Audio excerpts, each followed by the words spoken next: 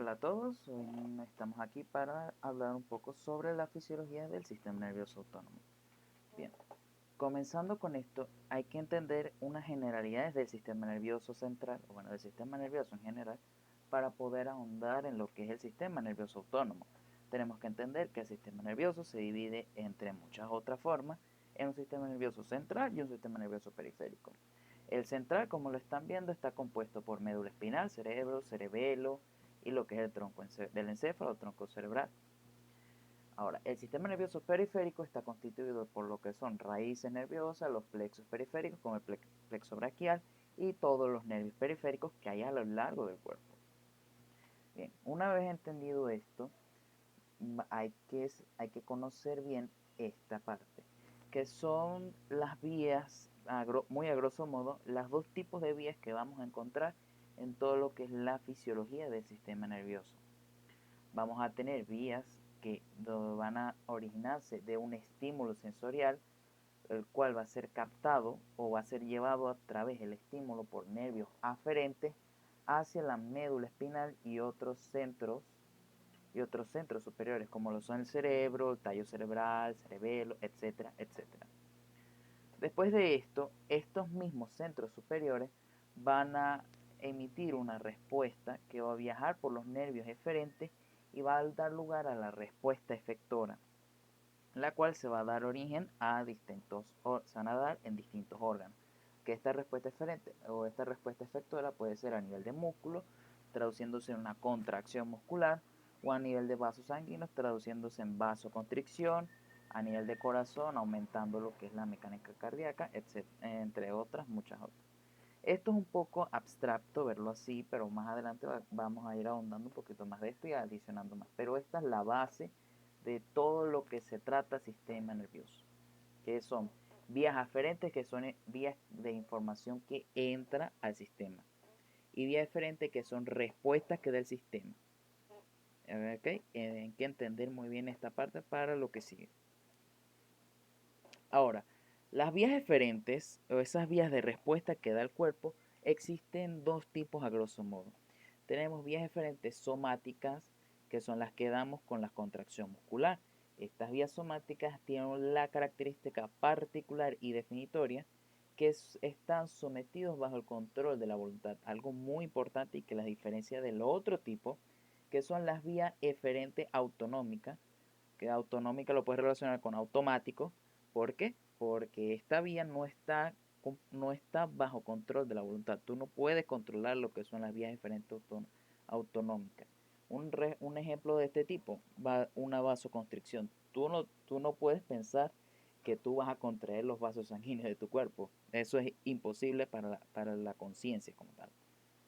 Estas vías autonómicas van a tener una respuesta que viaja a otra neurona, que a esta neurona la llamamos neurona postganglionar, a esta preganglionar, y a esta fibra preganglionar y esta fibra postganglionar. Ya vamos a ahondar un poquito más de esto. Entonces, para resumir esta parte, tienes una respuesta efectora somática y una respuesta efectora visceral. Y ahora nosotros nos vamos a meter más con la respuesta efectora visceral. Bien. Ahora, el sistema nervioso autónomo es básicamente una división del sistema nervioso central que se encarga de las respuestas y reflejos viscerales del organismo. Esta va a regular toda la homeostasis del organismo. Básicamente, el sistema nervioso autónomo se encarga de mantener el organismo en ciertos rangos basales de actividad, vamos a decirlo así, y es el encargado de dar esta respuesta automática o autonómica. Por lo que podemos diferenciar el sistema nervioso autónomo en tres partes o divisiones.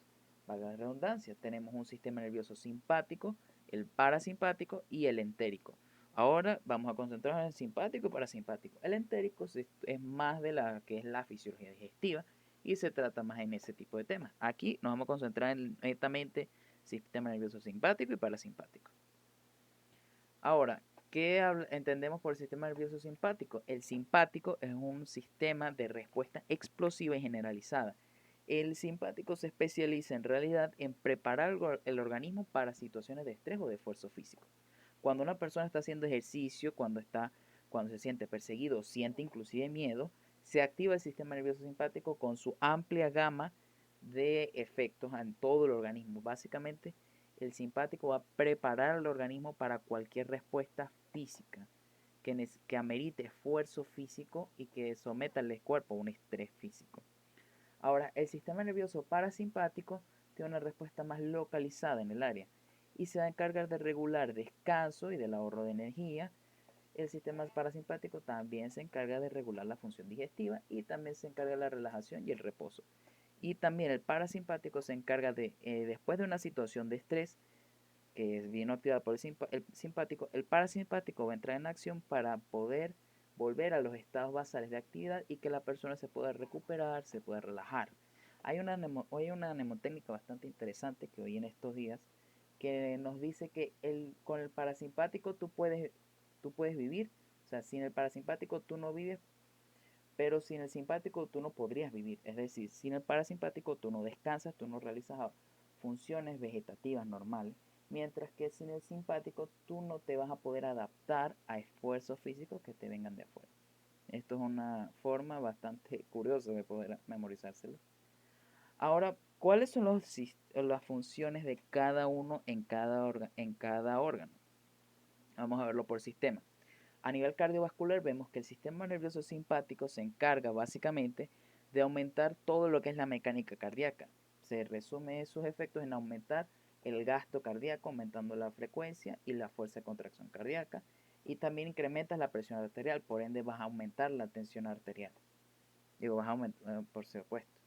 Vas a tener dilatación de las arterias coronarias y con dilatación generalizada y vasodilatación también musculoesquelético en caso de hacer ejercicio. Y vas a tener vasoconstricción venosa que aumenta el retorno venoso. Y en el caso de que se active el sistema nervioso parasimpático, va a tener en este caso acciones totalmente opuestas a la acción del simpático. Si el simpático a nivel cardiovascular te aumenta frecuencia cardíaca y te aumenta la fuerza de contracción, en el caso del parasimpático te va a disminuir la frecuencia y te va a disminuir la fuerza de contracción. Y también si el simpático aquí te incrementa la presión arterial, el parasimpático te va a disminuir la presión arterial. Y bueno, a nivel de los vasos sanguíneos, el parasimpático interviene poco. Hay unas cuantas excepciones, como es en el caso del pene, que interviene en la erección, y algunas otras vísceras abdominales o en la cara. A nivel del sistema respiratorio, vemos que el simpático va a causar broncodilatación y va a inhibir la secreción mucosa. Y el parasimpático tiene la acción totalmente opuesta, que es constricción de bronquios y estimular la secreción de mucosa pulmonar y nasal. En el caso del tracto gastrointestinal, el sistema nervioso simpático va a inhibir casi por completo la función digestiva. La saliva se vuelve más espesa, hay inhibición de secreciones digestivas, etcétera, entre otras. De hecho, por esto es que no es recomendable ponerse a hacer algún ejercicio físico justo después de comer, porque no vas a digerir bien los alimentos. ¿Por qué se ve esto? Porque el simpático actúa, por supuesto. Y después tenemos el sistema nervioso parasimpático. ¿Qué hace el sistema nervioso parasimpático?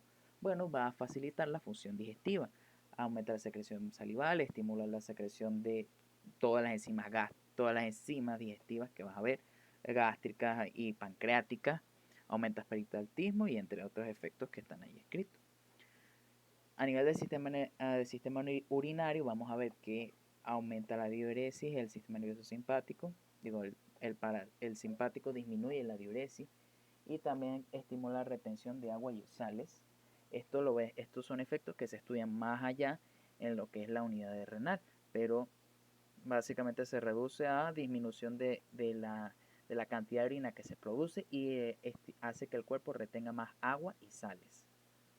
Y también a nivel de la vejiga va a causar relajación de la pared vesical, por lo que la vejiga va a llenarse más. Por otro lado, el sistema nervioso parasimpático no cumple una acción como tal en riñón, pero en vejiga va a estimular la contracción de la pared vesical. Por ende, el sistema nervioso parasimpático va a estimular a nivel de la vejiga la acción de orinar. Cosa que más adelante vamos a ver todo lo que es el reflejo de la micción. Otras acciones a nivel del sistema reproductor. El simpático en el hombre estimula la eyaculación y el parasimpático estimula la erección.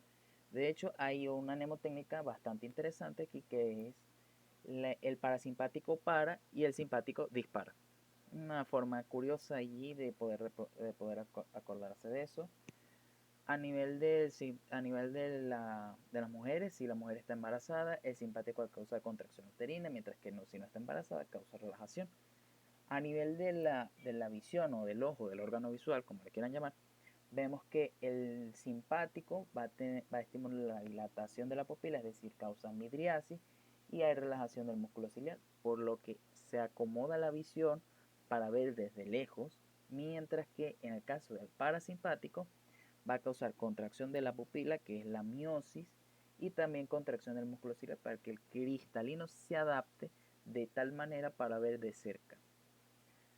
Y al final a nivel de metabolismo vemos que hay un aumento del metabolismo basal, que eso incluye, puede ser hasta un 100%, se nivela la secreción de insulina, hay lipólisis, hay glucogenólisis, neoglucogénesis, y aumenta en total gasto de energía completamente. Mientras que el parasimpático es todo lo opuesto en este caso. Aumenta la secreción de insulina, estimula la glucogenólisis hepática, la glucogénesis hepática, disculpen, y estimula básicamente la conservación y recuperación de las energías en el cuerpo. Por esto es que dicen que el parasimpático se encarga de la relajación y el simpático también se encarga de adaptar en situaciones de estrés físico. Ahora, ¿qué sucede a nivel de la piel? Que el parasimpático causa piloerección, es decir, te pone la piel de gallina, por ejemplo, cuando estás estresado, cuando estás asustado, estás en uno de esos exámenes de anatomía antes de entrar, sientes que la piel se te pone gallina, eso es por estrés y el estrés activa el sistema nervioso simpático. De ahí es por eso, de ahí se debe eso. Y también estimula la acción de las glándulas sudoríparas, lo que causa sudoración abundante. A nivel del sistema endocrino, estimula la secreción de adrenalina y noradrenalina en lo que es la médula adrenal. Y por ejemplo, el sistema nervioso, vamos a ver que aumenta la actividad mental. En esos casos en los que las personas están en ejercicio físico, siente que su mente va a millón, es el sistema nervioso simpático actuando. Y bueno, a nivel de estos órganos vemos que el parasimpático no actúa de ninguna manera. De hecho, vamos a ver que una de las características del parasimpático es que no inerva las paredes del organismo. Ya vamos a ver eso más adelante. Ahora, ya conociendo lo que es el simpático, el parasimpático, vamos a ver de qué trata la estructura básica del sistema nervioso autónomo. Esto es básicamente dos cosas. Tenemos dos cuerpos neuronales aquí, como lo estamos viendo perfectamente. Tenemos una neurona y aquí tenemos otra.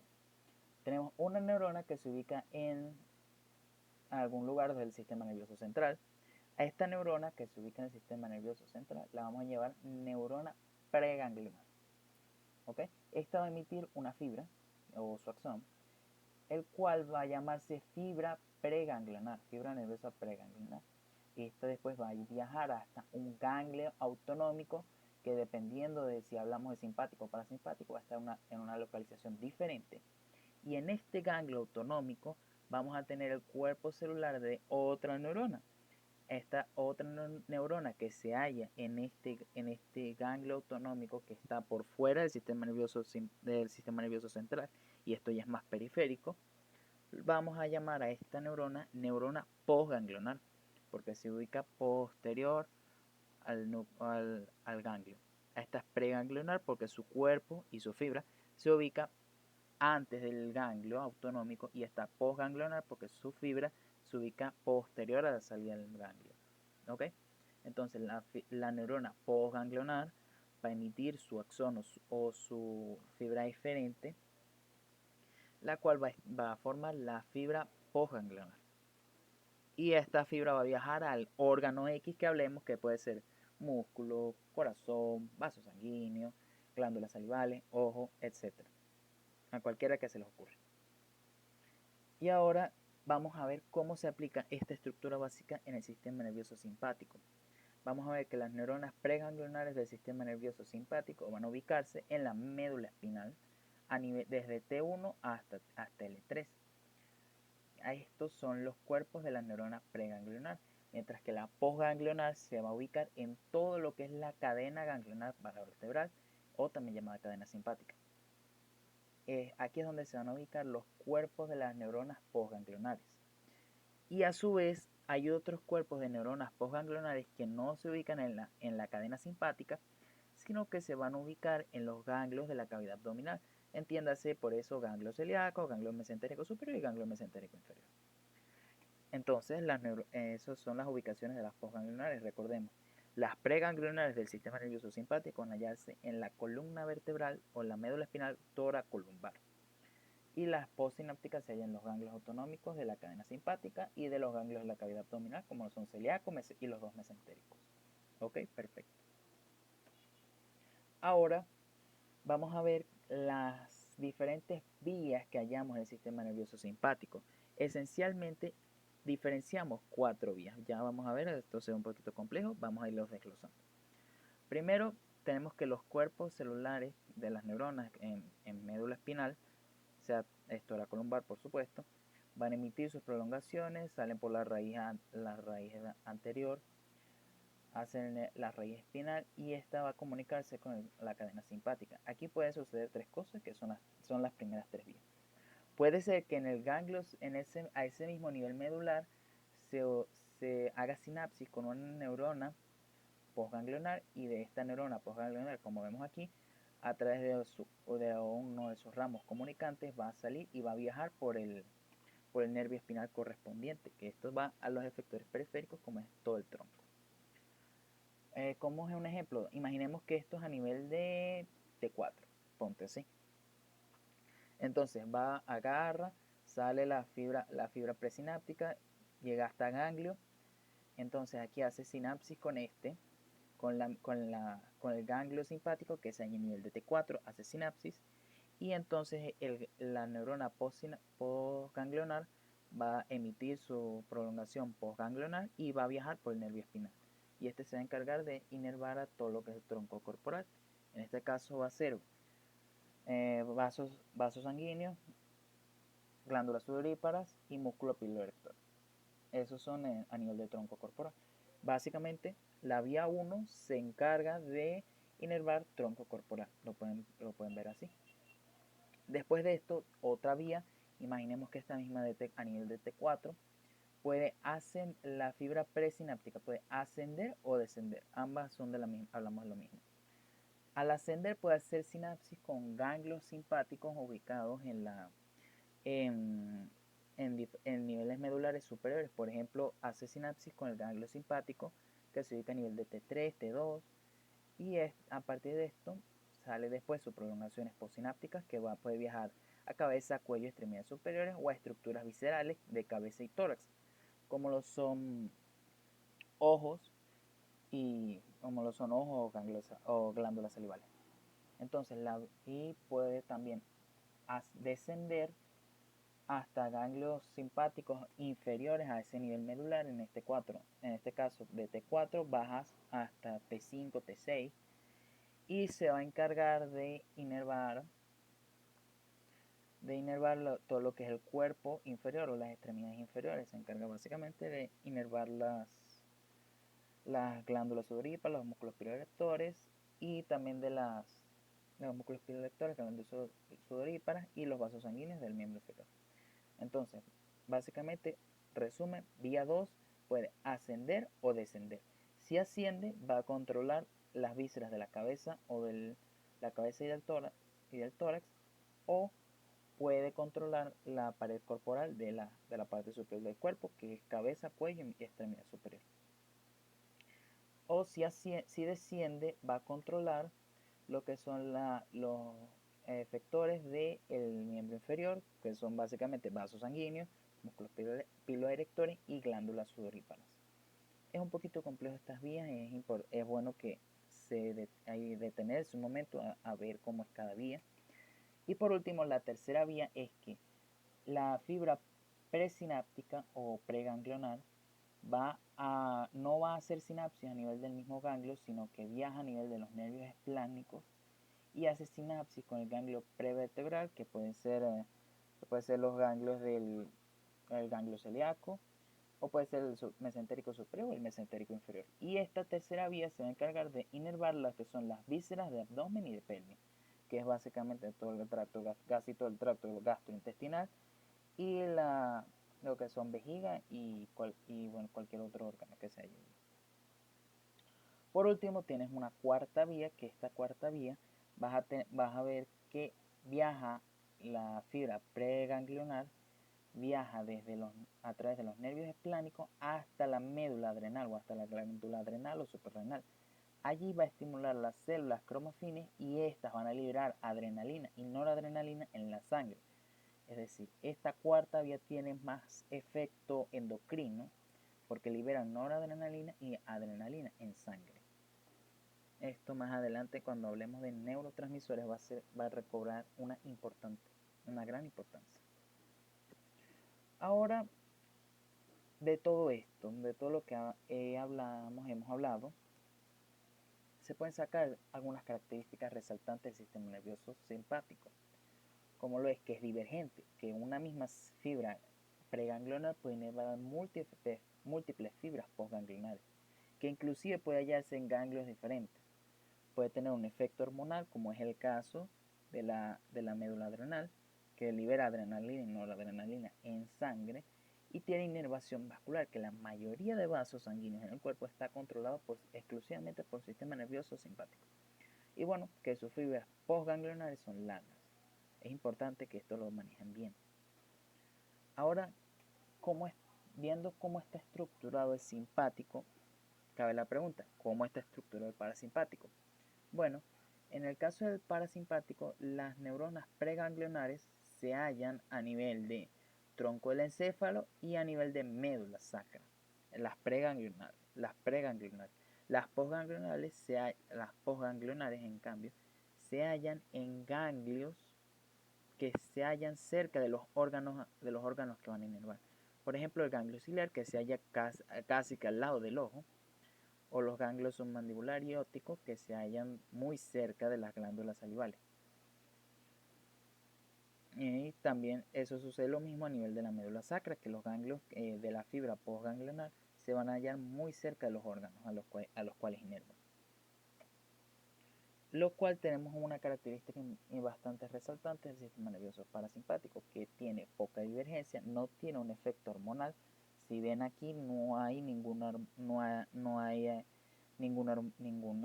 glándula endocrina que se vaya a estimular por acción del parasimpático, al contrario del simpático, que inerva a lo que es la médula adrenal. Hay poca inervación vascular, como vimos, no tocan casi que a ningún vaso. Hay algunas excepciones, como por ejemplo a nivel de pene, a nivel de algunas vísceras. Y sus fibras postganglionares son cortas. Si ven aquí, la fibra es básicamente un trayecto de centímetros a veces, mientras que la preganglionar del parasimpático es larga. De hecho, ¿quién es uno de los principales nervios parasimpáticos del cuerpo? El vago, el nervio vago. Y el nervio vago es un nervio larguísimo, que viaja desde cavidad craneal hasta casi que la mitad del abdomen. Es un nervio larguísimo. Y bueno, aquí vemos una comparación estructural entre ambas. Pueden pausar un momento y pueden ver cuanto quieran de esta imagen. Es bastante buena y me gusta porque ejemplifica y compara a su vez cómo es la organización estructural entre parasimpático y simpático. Y por ende vamos a dar una comparación de las características estructurales de cada uno. Por ejemplo, ubicación. El simpático va a ser toracolumbar, mientras que el parasimpático va a ser cráneo-sacro, es decir, las preganglionares están en cráneo a nivel de cavidad craneal y a nivel de médula sacra. La inervación de pared corporal a nivel de simpático está presente, mientras que parasimpático está ausente. La inervación vascular en simpático es mayoría, mientras que en parasimpático es minoría. Las fibras postganglionares son largas en caso de simpático, mientras que en caso de parasimpático son cortas. La divergencia del simpático es alta, mientras que la del parasimpático es baja. Y hay efecto hormonal. Bueno, en el simpático hay efecto hormonal por la liberación de adrenalina y noradrenalina en sangre, producto de la estimulación de médula adrenal. Pero en el caso del parasimpático, el efecto hormonal es casi que nulo. Una vez visto la estructura básica de cómo con cómo está conformado el sistema nervioso autónomo, vamos a ver cómo funciona. Todo su funcionamiento se va a basar en el arco reflejo básico. ¿De qué trata? Es lo que vemos en la imagen. Hay un estímulo sensorial que viaja por nervios aferentes.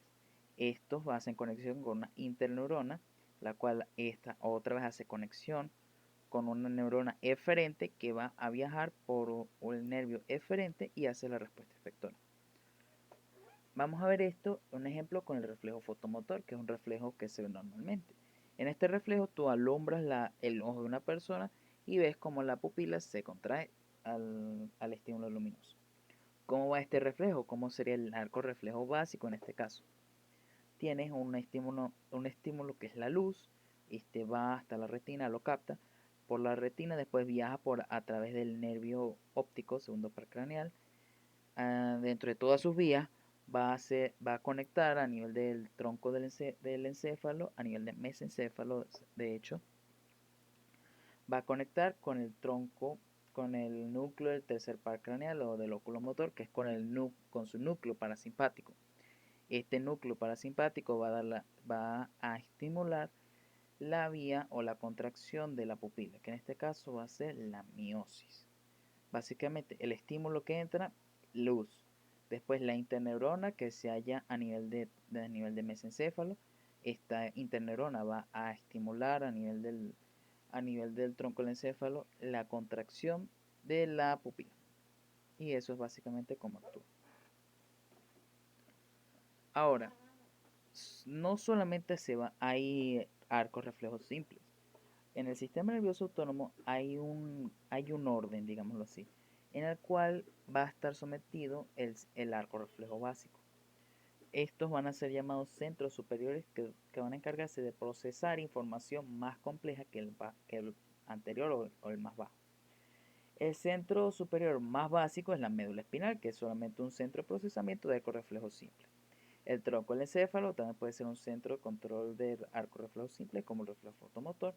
Y hay otros centros nerviosos un poco más complejos, como por ejemplo el centro vasomotor, que te va a regular el diámetro o el tono vascular, que más adelante hablaré de eso. Después, superior al tronco, tenemos al hipotálamo, que se encarga de coordinar la respuesta endocrina con la respuesta autonómica del sistema nervioso. Básicamente es el lugar donde se conecta el sistema nervioso central con el sistema endocrino. Y por último tenemos el sistema límbico, que se encarga de procesamiento de información más elevado y se encarga de regular emociones, estados anímicos y de comportamiento, y esta va a influir también en el estado endocrino y en el estado nervioso. Por eso, por ejemplo, es gracias al sistema límbico que cuando tú tienes miedo, se activa toda la respuesta del simpático. Ahora, ¿cómo actúan estos reflejos superiores? Estos centros superiores. Bueno, hay varias formas. Por ejemplo, tenemos lo que es el reflejo de la micción, que es un arco reflejo básico, pero tiene control superior. ¿Cómo se trata esto? Bueno, la vejiga se llena porque hay producción de orina. ¿Okay? Cuando se produce la orina, el estímulo es la distensibilidad la distensibilidad, o sea, la pared se distiende. Esto va a viajar, los impulsos nerviosos van a viajar, llegan a médula, y en médula va a estimular una interneurona que va a inhibir la vía eferente simpática, que va a permitir el llenado de la vejiga urinaria. Básicamente, este primer arco reflejo que está en morado permite que la vejiga se llene. Ahora, la vejiga se llena hasta un umbral. Cuando llega a ese umbral, de la vejiga va a surgir un impulso nervioso que va a ser la vía sensitiva. Va a subir este impulso y va a llegar hasta el centro de la micción, el cual después va a pasar la información hasta corteza, haciéndose consciente. Esto es algo bastante importante de toda la fisiología nerviosa, que la única información que es consciente, es decir, de la que tú estás consciente o sabes que eso es porque llega a corteza. En este caso, la información de que la vejiga está llena viene desde la vejiga, asciende hasta el centro de la micción, y del centro de la micción asciende hasta corteza. Y al ascender a corteza, se hace consciente que el deseo de orinar. Cuando vas al baño y ya permites a tu organismo que orinar, Entonces, de la corteza va a viajar, digamos, el permiso para que el organismo pueda orinar normalmente. ¿Qué va a pasar cuando la corteza, es decir, tú mismo te dices, ya estoy en el baño, voy a orinar? Suceden dos cosas. Primero, va a viajar hasta los nervios pudendos, que va a inhibir la acción de las motoneuronas y va a causar que se disminuya la contracción de los esfínteres uretral y del piso pélvico. Básicamente hay relajación de esfínteres. Y por otro lado, a nivel del centro de la micción, se va a estimular la vía eferente parasimpática, que es esta vía que baja, causa que se contraiga la pared del músculo liso vesical y salga la orina y la acción conjunta de, en este caso, que se contraiga la pared vesical con la relajación de los esfínteres, permite que la persona orine normalmente. Esto es básicamente un arco reflejo en el que se va a asentar todo. Y bueno, también el centro de la micción va a inhibir la respuesta simpática, lo cual, si recordamos, la respuesta simpática se encarga de permitir el llenado de la vejiga. Es decir, se encarga de relajar el músculo vesical para acumular más orina. Y en este caso necesitamos la respuesta parasimpática para que se vacíe la vejiga. Y esto es un ejemplo de cómo los centros superiores van a actuar en los arcos reflejos básicos. Otro ejemplo, el ejemplo de una hipotensión por cambio postural. Por ejemplo, tú estás sentado normal y de repente te paras. En este caso, ese es el caso cuando tú sientes que cuando te paras de repente es como si se te bajara todo, como se dice, y te sientes desorientado. En este caso, esta hipotensión por cambio postural va hacia el núcleo, es la información sensitiva. Viaja hasta el núcleo del tracto solitario y este hace conexión con el centro vasomotor. Este centro vasomotor va a coordinar la respuesta del organismo, que va a ser aumento de gasto cardíaco por aumento de frecuencia y fuerza de contracción, y por otro lado la vasoconstricción. Estos dos efectos van a traducirse en un aumento de la tensión y la tensión se vuelve al estado normal. Es decir, en este caso, el centro superior que se ubicaba en tronco del encéfalo va a regular una respuesta doble o una respuesta a nivel de dos órganos efectores, por un lado a nivel de corazón y por otro lado a nivel de todos los vasos sanguíneos del cuerpo. Entonces los centros superiores se encargan de regular respuestas coordinadas en el caso de tronco. Y mientras más ascendemos, más coordinación encontramos. Como por ejemplo en el caso del miedo, que está mediado por el sistema límbico, ambos, tanto el miedo como por ejemplo un estímulo sensitivo, como es la disminución de la temperatura corporal por debajo de la temperatura normal, vemos que a nivel de hipotálamo llega esta información y activa todo el sistema simpático con toda la gama de efectos que vemos aquí. Entre esos efectos tienes el miedo, tienes la contracción, que es como si viéramos un reflejo fotomotor. O en este caso, lo opuesto, mejor dicho, que se estimula el sistema límbico, se estimula el simpático y hay midriasis. Esto es un ejemplo de cómo se controla un centro superior. ¿Okay? Ahora, ya viendo cómo controlan los centros superiores el sistema, vamos a ver cómo se funciona como tal. Ahora, el sistema nervioso autónomo está constantemente activado, descargando a un ritmo basal. Es decir, el sistema nervioso autónomo no está apagado y después se prende. No. El sistema siempre está prendido, solamente que hay veces que estimulas el sistema para que trabaje más o para que trabaje menos, dependiendo de que lo hablemos. Tengamos, por ejemplo, el centro vasomotor. Normalmente el centro vasomotor tiene un estímulo de 2, digámoslo así, que es el nivel basal. Mantiene los vasos sanguíneos a cierto nivel. Ahora, cuando se inhibe el centro vasomotor, va a disminuir el tono vasomotor.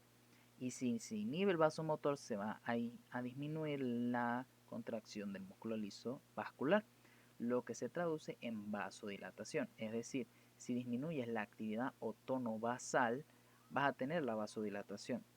En el caso, si estimulas la acción del centro vasomotor, vas a tener un aumento de la actividad basal. Por ende, vas a tener mayor contracción del músculo liso que se va a traducir en vasoconstricción. Entonces, básicamente, el sistema nervioso autónomo tiene un control tónico o basal que puede aumentarse o puede disminuirse, dependiendo de los estímulos. Y un ejemplo es esto, el centro vasomotor. Ahora, ¿cómo se regula el centro vasomotor? En este caso, por la acción de los barroreceptores a nivel del seno carotídeo. Puede ser que haya una disminución de la presión arterial y este caso va a estimular al centro vasomotor que este a su vez va a estimular a todo lo que es la respuesta simpática, causando vasoconstricción, aumento de gasto cardíaco, etcétera, etcétera. En cambio, si hay aumento de los vasoreceptores por aumento de la presión arterial, vas a ver que hay una inhibición del tono del centro vasomotor que va a traducirse en vasodilatación. Básicamente, la actividad de los senos carotídeos va a ser inversa a la actividad del tono vasomotor. ¿Qué quiero decir con todo esto? Que el centro vasomotor a su vez va a estar regido por el mismo arco reflejo básico, que en este caso es la vía, la información sensitiva o aferente va a ser la presión arterial, que se va a traducir en menor actividad, o al revés, aumento de presión arterial que se traduce en mayor actividad. Sea de las cualquiera de las dos, la información viaja hasta el centro vasomotor y si aumenta la actividad del tono de los vasoreceptores, disminuyes al centro vasomotor, lo cual se traduce en vasodilatación. Como vemos aquí, todo lo que está en amarillo es lo que es cuando inhibes al centro vasomotor y todo lo en rojo es lo que pasa cuando lo estimulas. Es un poco complicado, pero es si uno lo ve parte por parte es bastante sencillo entenderlo. Ahora, esos son ejemplos de funcionamiento superior. Tenemos también cómo van a actuar el sistema nervioso simpático parasimpático. Hay varias formas. Diferenciamos tres. Primero está el antagonismo, que es donde el sistema nervioso simpático y parasimpático tienen acciones completamente opuestas entre sí. Un ejemplo de esto, el más clásico, es a nivel del corazón, donde el simpático estimula todo lo que es mecánica cardíaca. El corazón trabaja más cuando se estimula más el simpático. En cambio, cuando predomina el parasimpático, va a predominar un efecto inhibitorio donde la mecánica cardíaca disminuye. Es decir, en este caso, en los efectos antagónicos, el simpático y el parasimpático van a estar en un balance, digámoslo así. Cuando la balanza se inclina hacia el simpático, hay un mayor efecto excitatorio, por ende la mecánica, en este caso cardíaca, va a estar más estimulada y en este caso se traduce, por ejemplo, a una frecuencia cardíaca superior a 100, a la basal. Cosa que podemos encontrar, por ejemplo, en una persona que hace ejercicio vigoroso, una persona que hace peso, una persona que esté corriendo, porque no se lo persigue, algo así. Y en el caso de que la balanza se incline más hacia el parasimpático, cuando estás relajado, cuando ya no tienes nada que hacer, estás después de comer, o en este caso cuando estás durmiendo, la mecánica va a predominar el parasimpático, la mecánica cardíaca se relaja y los latidos o la frecuencia va a disminuir inclusive por debajo de los 60. Entonces, dependiendo de cuál de los dos predomine, vamos a ver diferentes efectos. En el caso del antagonismo, tenemos otros como lo es la cooperación, en el que el simpático y el parasimpático realizan acciones diferentes, pero necesarias cada una para el funcionamiento adecuado del órgano o del sistema. El caso clásico, el reflejo de la micción. El simpático se encarga de relajar la pared vesical, como lo vimos antes, para que la vejiga se distienda y permita que se acumule bastante orina hasta llegar al umbral. Cuando llega al umbral, el parasimpático actúa, relaja esfínteres y contrae músculo vesical que permite la micción. Y en el caso de la complementaria, simpático y parasimpático tienen acciones diferentes, pero cada acción se complementa una con la otra. ¿Qué diferencia esto de la cooperación? Que la cooperación, ambas acciones se necesitan para realizar la acción del órgano. En este caso, las complementarias no necesariamente se necesitan. Por ejemplo, tú puedes cortar el simpático y aún así el parasimpático va a producir saliva acuosa normalmente. Ahora, en el caso de la cooperación, si tú no tuvieras el parasimpático, tú no pudieras orinar. Y en el caso de si no tuvieras el simpático, tú no pudieras distender bien la vejiga. Entonces, esos son diferencias allí complementarias. Las acciones no necesariamente son independientes de sí, mientras que cooperativas se necesitan una de la otra para poder realizar la acción del órgano.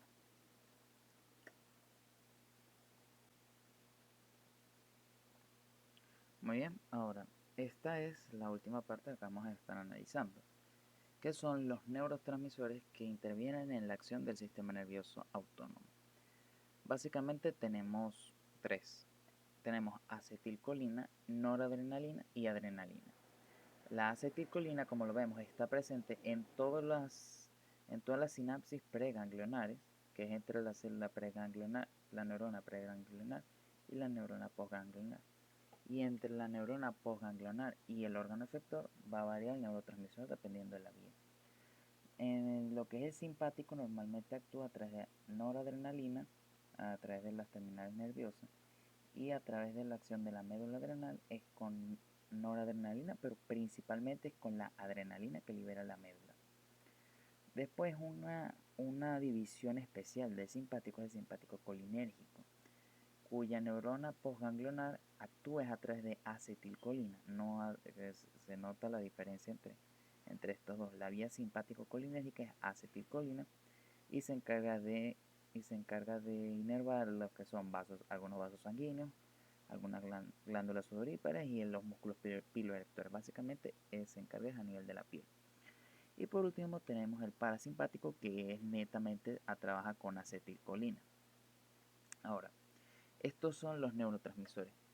¿Qué receptores reconoce estos neurotransmisores? Bueno, la acetilcolina tiene dos principales receptores, que son los receptores nicotínicos y muscarínicos. Vemos que los nicotínicos y muscarínicos están ambos presentes en lo que son la sinapsis preganglionar. Pero en los sistemas que trabajan con pura acetilcolina vemos que a nivel de los órganos efectores hay solamente receptores muscarínicos. Ahora, la división simpática que trabaja con adrenalina y noradrenalina trabajan es con los receptores alfa y beta. Y estos van a ser muy importantes y vamos a ahondar un poquito más de esto. Tenemos primero a los receptores alfa.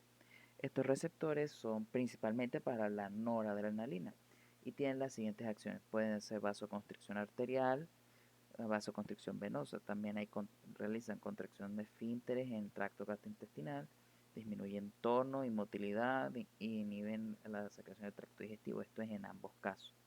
Ahora, el receptor A1 tiene estas acciones que vemos acá, que es vasoconstricción arterial en músculos esqueléticos y a nivel cerebral, y el aumento del tono y motilidad de uréteres, la eyaculación y la contracción uterina, la contracción de fibras radiales del iris, es decir, se encarga de la dilatación de la pupila y de los músculos piloerectores, y se encarga también de la inhibición de las glándulas bronquiales y la glucogenólisis y glucogénesis hepática. Ahora los A2 se encargan básicamente de inhibir la insulina. Vemos que tienen acciones diferentes, pero ambas son efectos que se dan a lo largo del organismo. Ahora, tenemos los beta que se dividen en dos también, beta 1 y beta 2. Ambos receptores tienen estas acciones que vemos aquí, que aumenta frecuencia cardíaca, aumenta fuerza de contracción, estimula la secreción de renina en riñón y estimula la lipólisis. Ahora, los beta 2 tienen otras acciones más, que son vasodilatación arterial coronaria del músculo esquelético y pulmonar, vasodilatación venosa, causa también broncodilatación, relajación de pared, relajación uterina, relajación de músculos ciliares y todas las demás que vemos aquí. Ahora vamos a ver los efectos a nivel de diversos órganos de estos mismos receptores. ¿Cómo pueden actuar? Bueno, los receptores simpáticos y parasimpáticos en un mismo órgano pueden tener acciones diferentes, a veces opuestas. Un ejemplo de esto es a nivel de la mecánica cardíaca, que como sabemos el simpático y el parasimpático tienen acciones completamente diferentes. En el caso del parasimpático, los muscarínicos que se hallan a este nivel, que sabemos corresponden más que nada al sistema parasimpático, disminuyen frecuencia y contracción cardíaca, por ende disminuyen gasto cardíaco. En cambio, a nivel de la estimulación simpática me va a causar vasodilatación coronaria o vasoconstricción coronaria, ya vamos a ver un poquito más esto, y incrementa la frecuencia y la contracción cardíaca, aumentando así el gasto cardíaco. Es decir, el parasimpático disminuye la mecánica cardíaca, mientras que el simpático lo va a estimular la mecánica cardíaca. Ahora, receptores de un mismo tipo de receptor puede tener diferentes acciones en un mismo órgano o en diferentes órganos, como vemos por ejemplo los beta 2, que a nivel de corazón tiene una acción, a nivel de riñón otra y a nivel de bronquios otra. A nivel de corazón va a aumentar la contractibilidad y va a causar vasodilatación coronaria. A nivel de riñón aumenta la secreción de renina y a nivel de bronquios va a causar broncodilatación. Ahora, diferentes receptores pueden controlar diferentes estados de una misma función, que pudiendo inclusive ser antagónicos. Por ejemplo, en corazón tenemos los beta 2 que causan vasodilatación coronaria y los alfa 1 que causan vasoconstricción coronaria. Ahora, ¿qué va a depender de cuál de las dos acciones predomine? Por ejemplo, en un esfuerzo físico va a predominar la acción del beta 2, por ende va a haber más vasodilatación coronaria, más que la vasoconstricción. Ahora, a nivel de músculo esquelético, vemos lo mismo que en corazón. Los alfa 1 va a causar vasoconstricción, mientras que los beta 2 van a causar vasodilatación. Los cuales de los dos predomina dependiendo del el estado. Por ejemplo, en un esfuerzo físico va a haber más vasodilatación. Y al final también tenemos la circulación venosa, que los beta 2, como vemos, pueden causar vasodilatación y los alfa 2 pueden causar vasoconstricción. Ahora, diferentes receptores también pueden tener etapas diferentes, pueden controlar diferentes etapas de una misma función o de un proceso que se complementan. Por ejemplo, a nivel de vejiga, vemos que los beta 2 relajan la pared vesical, mientras que los alfa 1 van a contraer el esfínter uretral interno, lo que permite o lo que da una sinergia de que se llene la vejiga. Es decir, recordando que el sistema simpático se encarga de llenar la vejiga o se encarga del reflejo de llenado de la vejiga. Entonces, a la acción de ambos receptores va a dar lugar a eso, que se permita que se relaje la vejiga y se almacene más orina. A nivel de la función respiratoria, bueno, los alfa 1 son los que van a inhibir la secreción de las glándulas bronquiales, mientras que los beta 2 van a causar la relajación de la musculatura bronquial. Y bueno, eso sería todo lo que es el sistema nervioso autónomo. Muchachos, si tienen alguna duda, pueden comentarme, tranquilos, no hay ningún problema. Es un tema un tanto complicado y si no tiene una buena base del sistema nervioso central, puede resultar un tanto complejo. Así que mucho éxito y de todas formas estoy al tanto de cualquier duda. Me pueden escribir para donde ustedes quieran. Sin más que decir, muchas gracias.